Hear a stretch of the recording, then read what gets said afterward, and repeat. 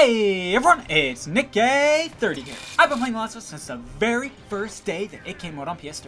And for this video, I went through the tons and tons of Last One Standing footage that I've recorded throughout my entire time playing. Why did I spend so much time doing this? To make note of every single tactic that is successful and unsuccessful in Last One Standing situations. You could say I've summarized my roughly 2 years of experience in Last One Standing situations into this tips and tricks video. Beginner or veteran, it doesn't matter. I guarantee you're all gonna be learning some incredibly useful things that you've never heard before. You ready for this awesome video, A-Team? Nick A30. I'm out of this guy. What the f? Holy Engaging the enemy. First thing I want to stress is to pick your battles. If you see a few enemies in front of you, do not try and be a hero and open fire, because as soon as you do, they're gonna swarm and surround you, just like this. Do not engage with multiple enemies. Don't do it. Don't do it. Do not. Okay, you get the point. With that being said, always isolate and eliminate lone wolves on the enemy team. You know, the people who are wandering off alone away from their team. It's common sense, really. Don't fight 4 enemies all at once. Instead, fight 1 at a time.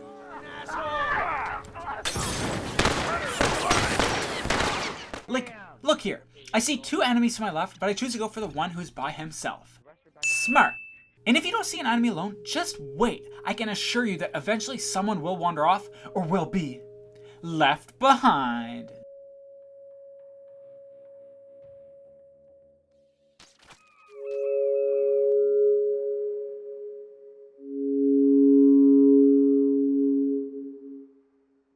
Firstly, when enemies are near you and you become the last one alive near a supply box, get away from that box. And I highly suggest you avoid traveling on the main routes that lead to supply boxes.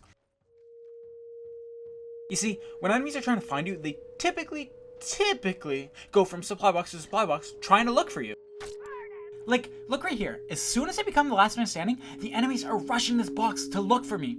They are hotspots, so be careful, guys. I can't stress enough that when you become the last man standing, don't feel pressured to get to a lockbox immediately. Just wait it out for the area to clear, because enemies will move on to the next box very quickly. One thing I've noticed is that when enemies are near supply boxes, they tend to search everywhere. But as they're running in the open, you know, towards the next box, they tend not to search everywhere, like in depth, like behind walls, cover, etc.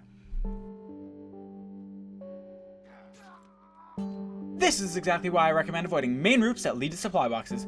Stick to alternate routes, especially close quarter ones with walls, corners, cover, that are far from supply boxes. Or I even recommend using paths in the middle of the map, like here, simply because enemies don't expect it. It makes it very easy for you to go after that lone wolf after other enemies have passed. He doesn't even see me! Oh my god! Jesus Christ, man! I'm gonna go for this guy right here. Another reason I love close quarter areas like this is because after you eliminate the lone wolf and other enemies are searching for you, you can slip away around, say, a corner, then double back to the position you were just at after the enemy searched it.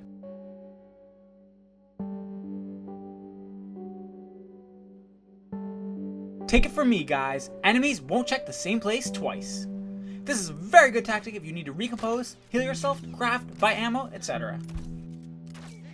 Okay, so I've been talking about movement under the circumstance that enemies don't know where you are.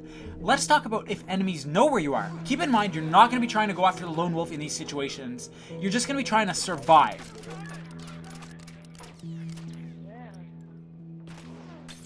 Let's get into it. There's going to be times where the entire enemy team is closing in on your position, and you're just going to need to sprint away to avoid getting surrounded.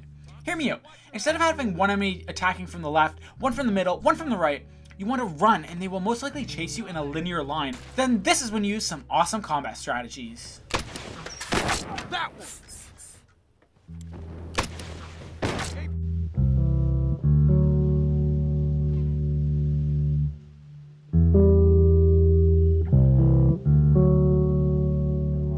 Alright, I like to call this the run, gun, done.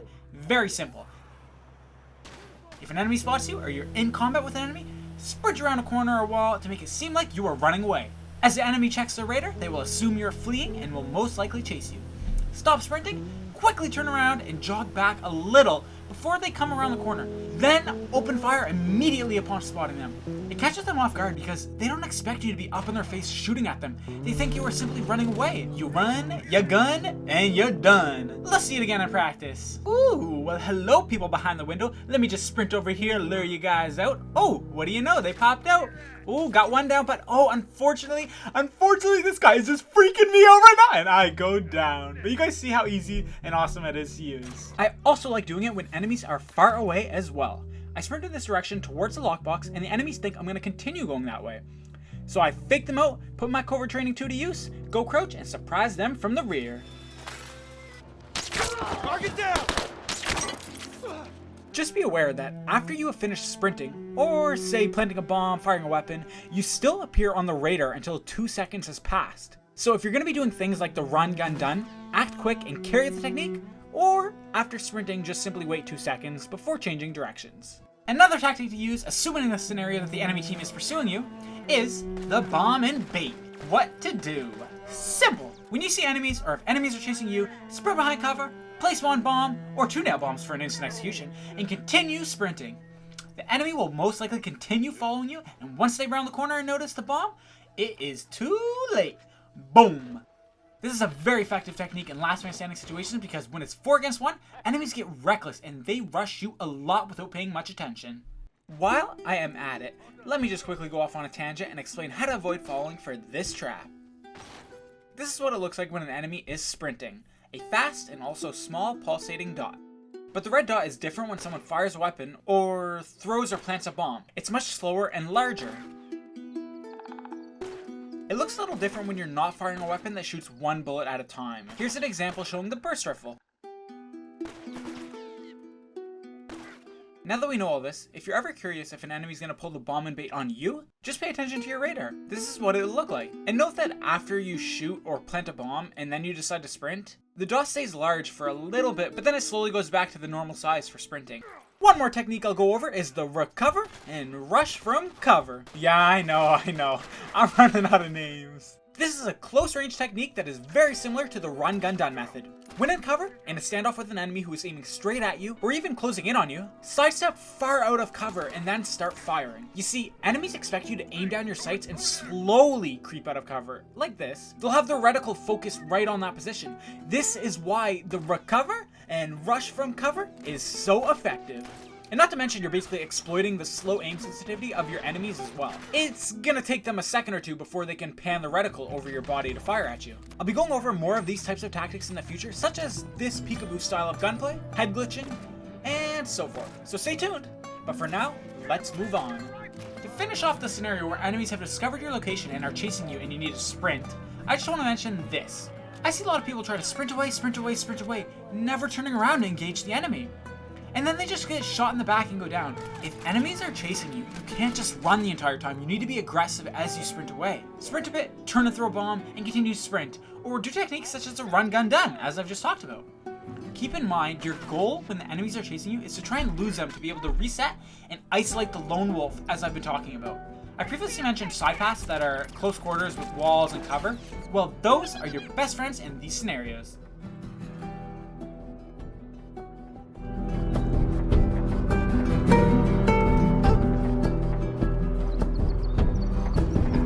Alright guys, when your teammate gets killed by the last man standing, what do? Think about it. You go and search the location where your teammate was just killed at. I can say with confidence that this happens almost 100% of the time. So when you kill that lone wolf or get a squad wipe, I want you guys to bail and reset somewhere else or prepare for that next wave of enemies. Like, go to a new position that allows you to overwatch that last position. As the enemies are searching for you at that last position, bang! Perfect opportunity to flank and down another enemy.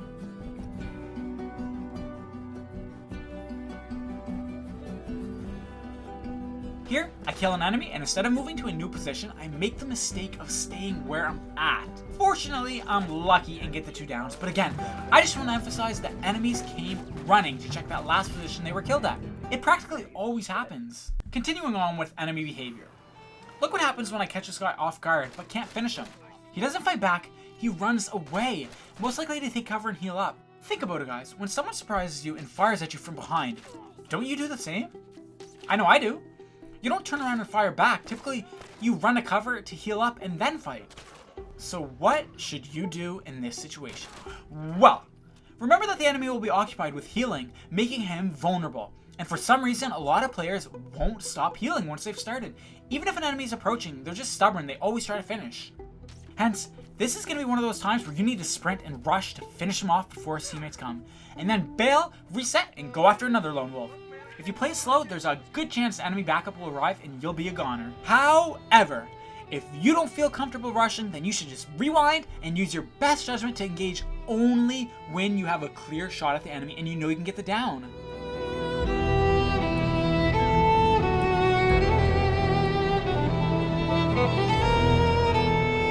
Respawning in The Last of Us occurs in waves at the 0, 20, and 40-second mark of each minute. And the moment you are executed, you must wait approximately 4.5 to 5 seconds before the screen fades black and goes to the spectator camera, where you then wait to respawn. In other words, if you execute an enemy at 5 minutes and 24 seconds, they will miss the respawn wave at 5 minutes and 20 seconds, and will then respawn all the way down at the 5-minute mark. If you execute an enemy at 5 minutes and 25 seconds left on the game clock, they will get that quick respawn at 5 minutes and 20 seconds. Use this info to your advantage to delay an enemy's respawn, basically just so there are less enemies to deal with for a short period of time. So when you down a player and you know his teammates are far away, let him bleed out. Make him suffer. However, if you down an enemy and his teammates are nearby, what is that down enemy most likely going to do? 9 times out of 10, he's going to crawl towards his teammate because he wants to get revived.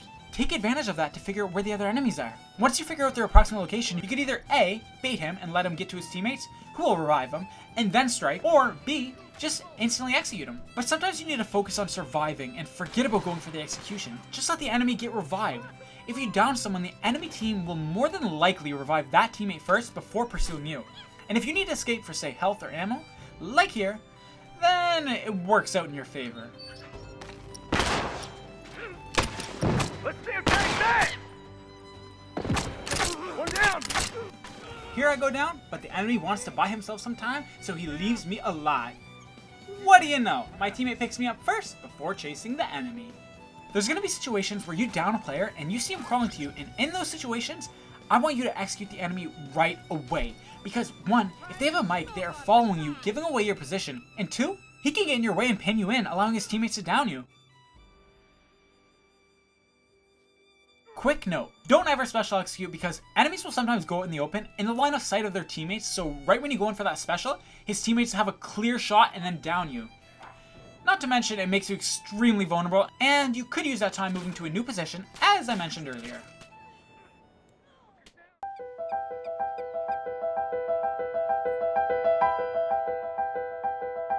If you manage to execute the entire team except for one player, don't be scared. Rush, rush, rush. You need to down him before his teammates respawn and he's able to regroup with his team. The respawn markers are assigned to specific players in each match. Say you down a shotgun user. You can pay attention to the marker that gets crossed out. That way you can be aware of when he respawns again, as in, oh, the shotgun dude respawned again. I better not try to fight enemies up close anymore. When you plant bombs, you appear on the radar for a second no matter where you are. Therefore, if you decide to plant bombs, I recommend doing so when enemies are far away. Plant bombs on one side of the map to fool enemies into thinking you're there, then move to another side before they reach you. I also would recommend placing them down before you become last man standing, since enemies probably won't be paying attention to their radar if they're in firefights with your teammates. When you're marked, you appear on the radar as a solid dot, so if you need to escape, you might as well sprint for those few seconds. Try not to mark anyone as last man standing because the enemies can hear the dialogue that your character says when you do so, and it will thus give away your position. The type of ammo you pick up from dead bodies is related to the weapon you have out when executing. You want 9mm ammo? Execute an enemy with that weapon. Don't feel compelled to spend all of your parts all at once. If you have a lot, save it for armor. When your armor sheds, I want you guys to get in the habit of immediately getting behind cover and buying armor before you heal. The reason I say this is because if an enemy is rushing you, you could buy armor much faster than you can heal. And if you're damaged with armor, it's almost identical to being full health without armor. Take a look at this.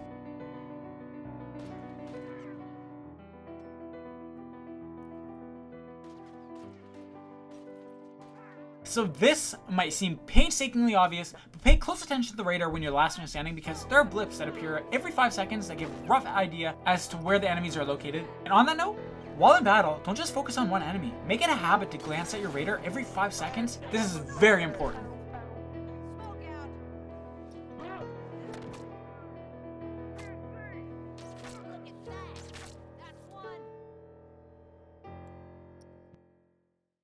Here I have an enemy I'm focusing on in front of me, but on my radar, I see an enemy sprinting from behind. I make the quick decision to push the enemy in front, so this big rock to my right will cover me from the rear for a short period of time anyway. I'm not able to get the down in time, and the guy behind me is closing in on me, as you can see from my radar. I make the decision to back off the guy in front and down the guy from behind. Unfortunately, they close in on me and I lose, but you can see how crucial paying attention to your radar is.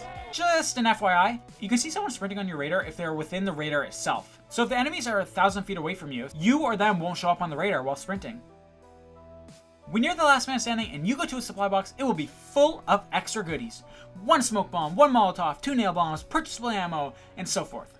So, if you think you're going to be the last one standing very soon, don't open the supply box nearest you, save it until you become the last one alive. And pro tip, wait until the words last one standing appear on your screen before you open the box. Otherwise, you might not get the extra goodies.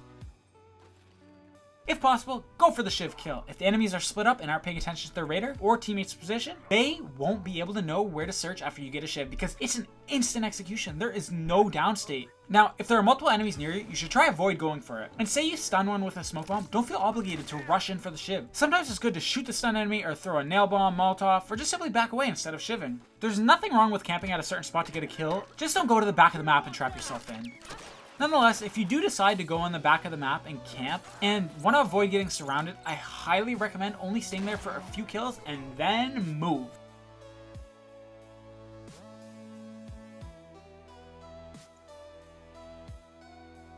The machete is really good in last man standing situations because it has the ability to cancel an opponent's modded 2x4 swings. AKA, machete versus modded 2x4, the machete is gonna win.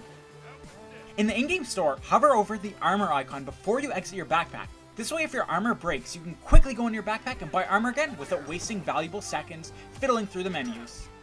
Make a last man standing class and switch to it near the end of the round if you think you're going to be the last man. And on that note, let's discuss loadouts.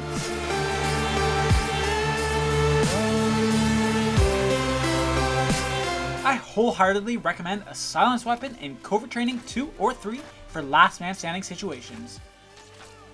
With a silencer, enemies won't know your exact position, just your general location.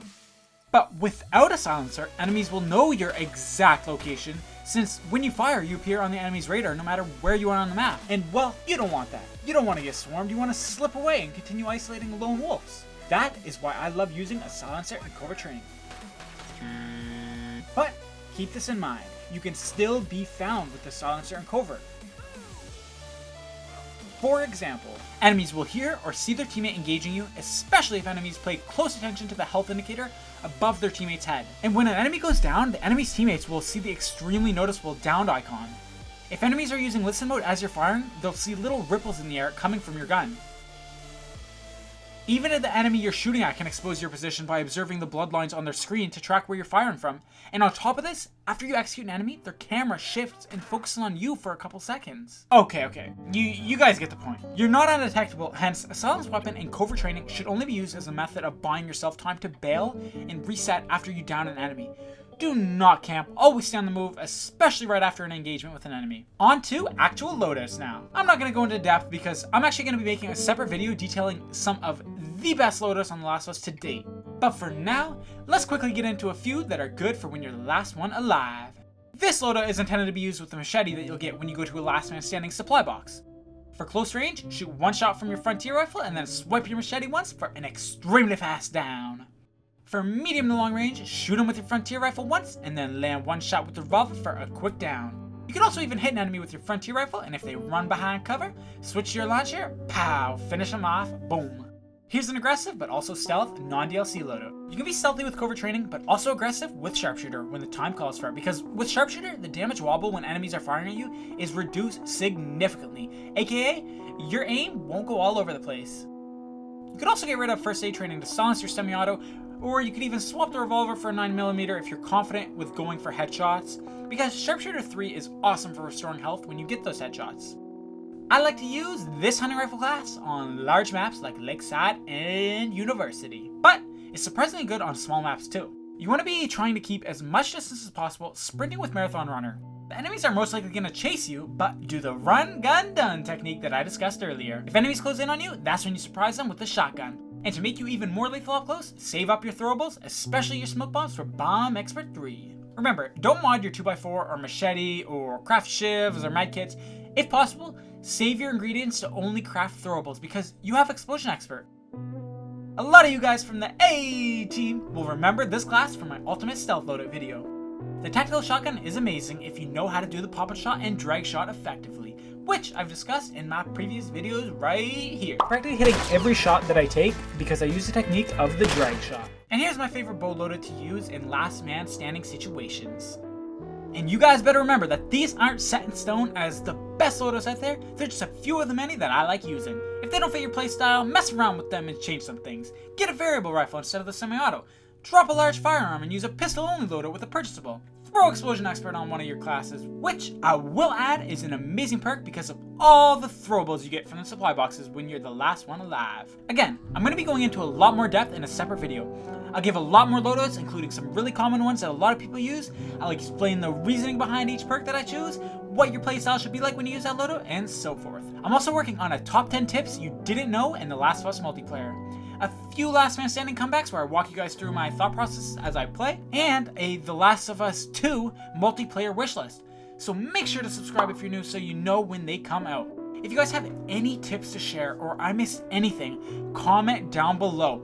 Let's help each other out, guys. And if you see a tip that someone else left, comment on it if it works or how you can improve the tip. And if it's helpful, thumbs that sucker up. Let's be one of the tightest, most supportive video game communities out there, guys. If you guys enjoyed this video, leave a like for me, guys. I worked really hard on this for weeks just to make sure it was perfect for you guys. Stay awesome, A-Team, and I will see you all in the next one.